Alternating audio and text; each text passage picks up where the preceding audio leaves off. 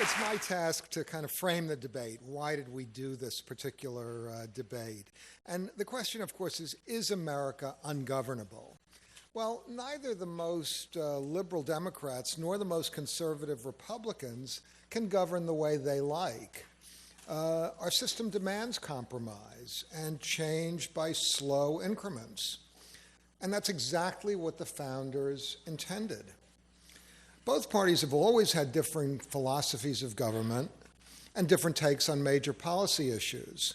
But for most of the past 50 years, there's been a sense that politics stops at the water's edge, that we won't let partisan politics jeopardize America's security or our standing in the world. And in domestic policy, the biggest initiatives, such as civil rights, welfare reform, the NAFTA Free Trade Pact, Medicare, Medicaid, all had substantial bipartisan support. Well, what I'm describing is hardly what politics today are like.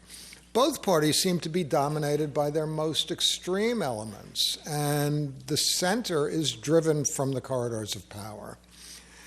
Indeed, the rarity of truly civil discourse in our society is precisely what prompted the creation of the Intelligence Squared debate series in the first instance. Well, how did things get this way?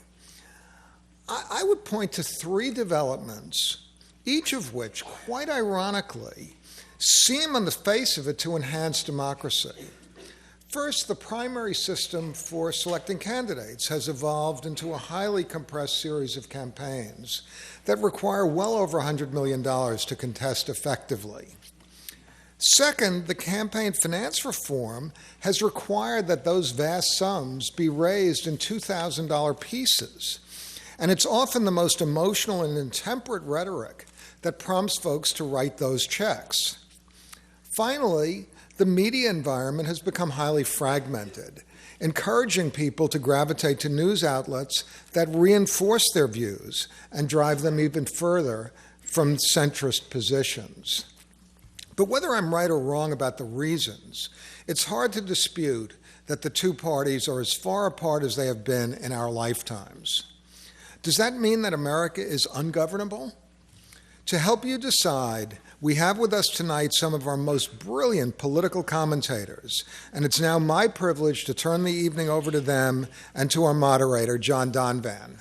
Thank you, John.